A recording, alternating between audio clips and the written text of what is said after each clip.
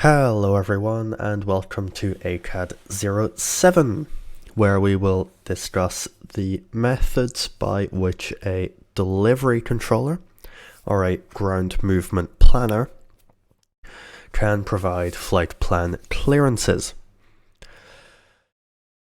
So, what is a ground movement planner? Well, the ground movement planner, or GMP for short, is the controller responsible for providing IFR and VFR flight clearances to aircraft. These GMP positions use the radio call sign delivery, since they are delivering clearances.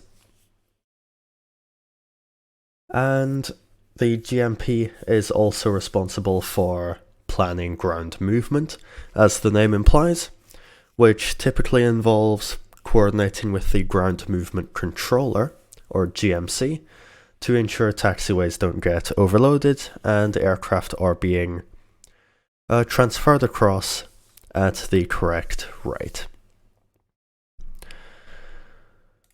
So before we get into the specific roles of the GMP, we'll first talk about squawk codes. So a squawk code is typically a 4-digit code which is set in the transponder of an aircraft, which is then sent to ATC. This is typically either used to uniquely identify the aircraft or somehow indicate what it is doing. Most of these squawk codes, for the purposes of the ATC academic side, all squawk codes are 4-digit octal numbers, which means that the digits go from 0 to 7 inclusive.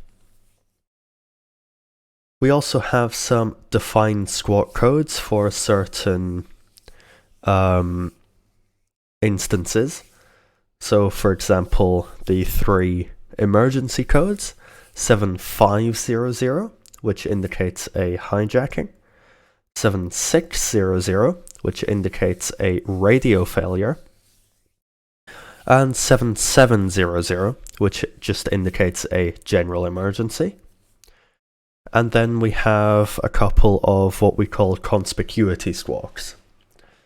So we tend to have 2 different categories of squawk codes, which are not among these 3 emergency codes. We have unique codes, and we have conspicuity codes, which can be worn by several aircraft at once and do not uniquely identify an aircraft. We have the code 7000, which is the general VFR conspicuity squawk, and we have the code 7010, which should be worn by aircraft that are in the VFR circuit, which we will get to a bit later on.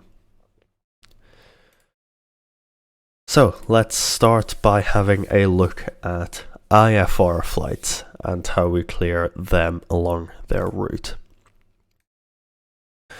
So an IFR flight plan clearance contains the following items: the destination of the flight, their initial routing, a cruise level or potentially initial climb, depending on the exact circumstance, and a squawk code.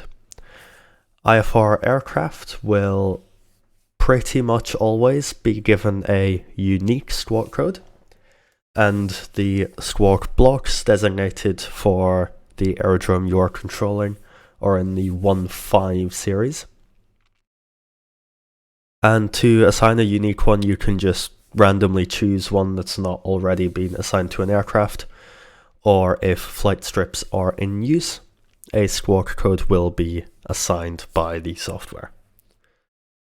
So an example flight plan clearance for Hornet 1 here could sound something like: Hornet 1 cleared to Krasnodar-Pashkovsky via the Agida 1 Foxtrot departure, squawk 5501.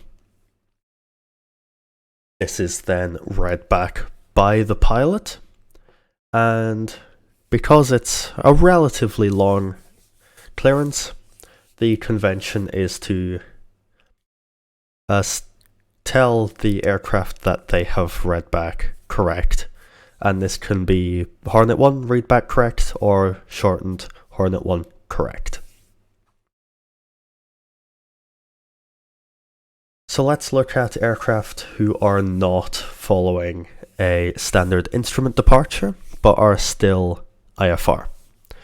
The same information is included, but the initial routing, instead of being a SID, is now going to be the initial heading to fly and the initial level to climb to, which is often going to be an altitude or height. So an example of this could sound something like Hornet 1 cleared to Krasnodar-Pashkovsky. After departure, fly runway heading, climb to altitude 4,000 feet, squawk 5501. And the pilot then reads this back. These non-SID departures can follow a standing agreement between controllers, and they can be cleared to follow that standing agreement. But if someone, or if an aircraft wishes to deviate from this, you have to coordinate with a radar controller. This will be the intermediate approach controller, called with the coordination call sign INT. Now let's quickly have a look at providing flight plan amendments over the radio. So if a flight plan is invalid, which we covered in ACAD-06, this an amendment should be issued by you to ensure a valid routing is followed. This could include an amended cruise level or amended routing or kind of anything with reference to the flight plan, but is typically one of those things. For an amended cruise level, we have this example where Hornet 1 cleared to Krasnodar-Pashkovsky via the Agida-1 Foxtrot departure, cruise flight level 270 and squawk 5501, which again is then read back by the pilot. When you're giving an amended routing, it is voiced in the same way as it is written in the flight plan. So have a look back at ACAD-06 if you're not quite sure how that works. And then once you are reaching the aircraft's actual filed flight plan, you can then use the words and then flight planned route.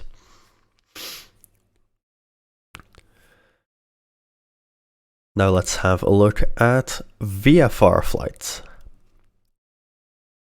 So firstly, the traffic circuit, also known as the traffic pattern, is a simple oval or box-shaped circuit which pilots use to practice lots of landings in quick succession using touch and goes.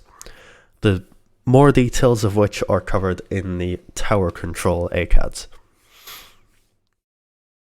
The aircraft which are released into the circuit shall use the squawk 7010, which, if we remember from earlier, is the visual circuit conspicuity squawk. And all aircraft which are departing the circuit should typically be provided with a unique squawk if a radar controller is online, or 7000 otherwise.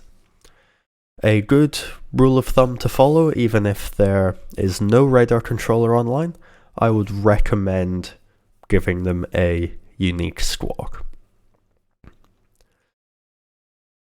Before we approve any VFR aircraft to do anything, we need approval from the tower controller, unless a standing agreement is in place. This will typically be included in any controller briefing materials for that specific mission. Or it can also be created on the fly between the GMP and the tower controller. Aircraft which have not filed a flight plan should be asked for their climb-out details if they have not already provided them. And when the aircraft are reporting their climb-out details, the aircraft may use the words "to remain" to indicate that they are staying within the visual circuit. And then finally, sometimes for aircraft, the tower controller can request to give them clearance at the hold, which means that the tower controller will provide the clearance to the aircraft themselves once the aircraft is holding short of the runway. An example of a VFR to remain clearance could sound something like the following.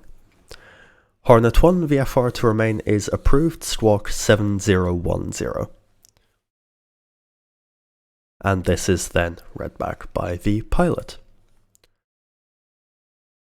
So to summarize ACAD-07, we had a look at GMP's responsibilities and their radio call signs.